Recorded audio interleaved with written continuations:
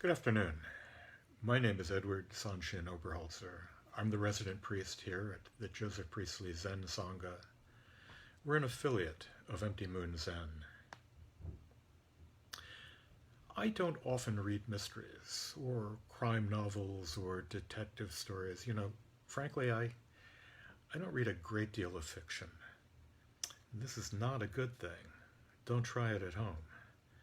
No, I don't read much fiction, but I do have an occasional weakness for stories of detectives caught up in the politics of dictatorships. Early Nazi Germany, the post-Stalin Soviet Union,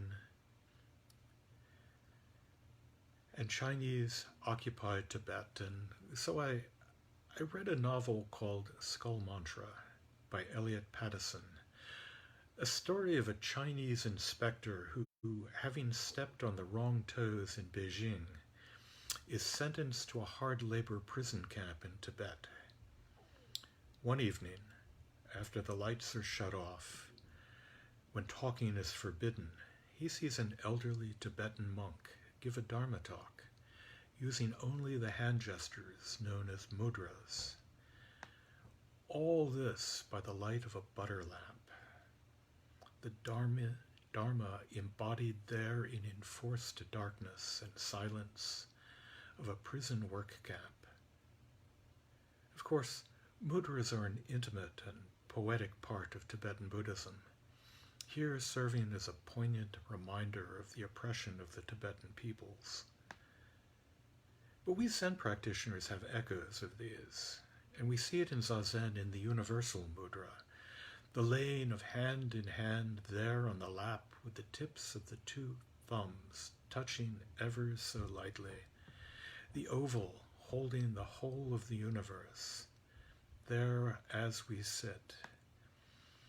And this is a central and vital part of the Buddha Dharma, that we are bodies, that our minds and bodies are not simply entwined, that they are one, and it is no stranger.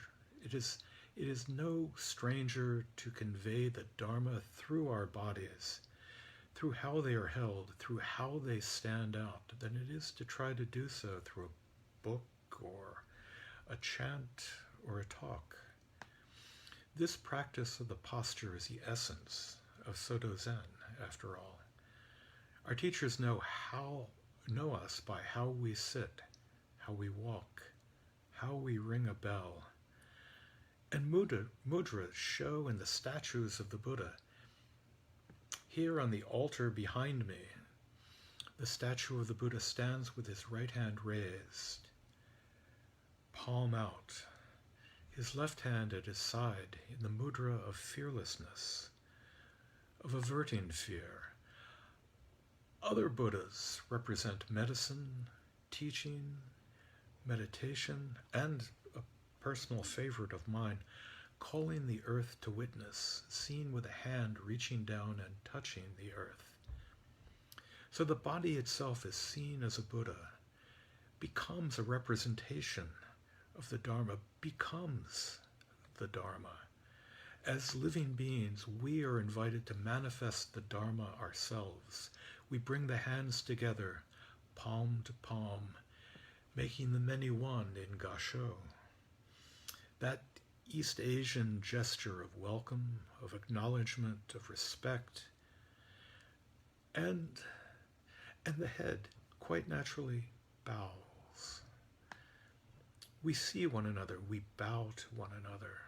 We bow at moments in the liturgy, we bow to our cushions when we return to our seats.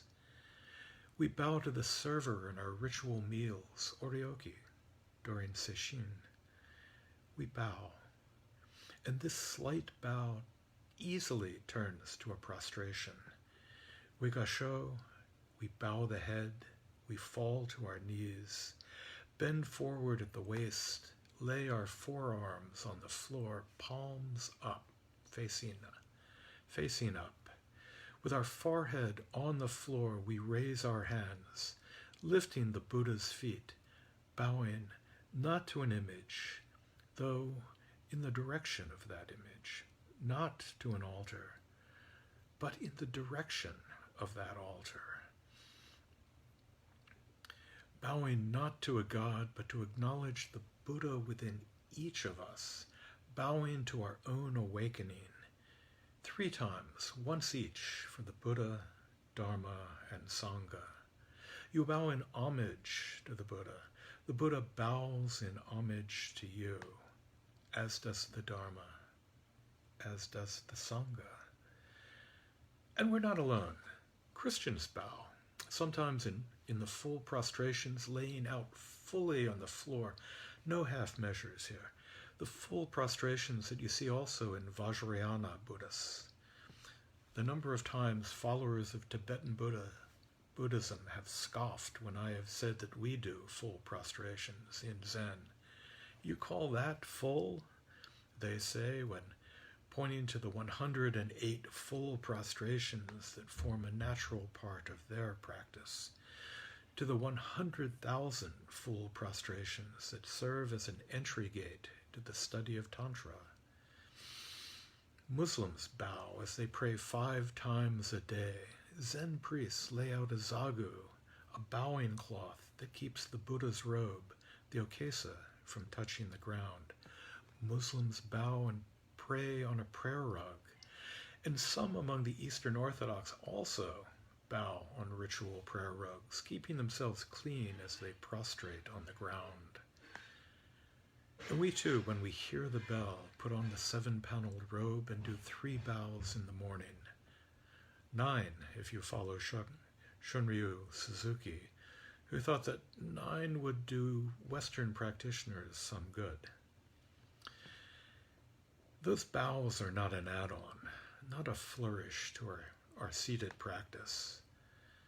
For some religions, bowing, prostrations, genuflections are a way to abase the ego, an acknowledgement that we are subservient to a higher power. But that power is here. We hold it in our hands. We bow in recognition of it in ourselves. We sit with it. We breathe it. We are that mudra, that instantiation of the Dharma.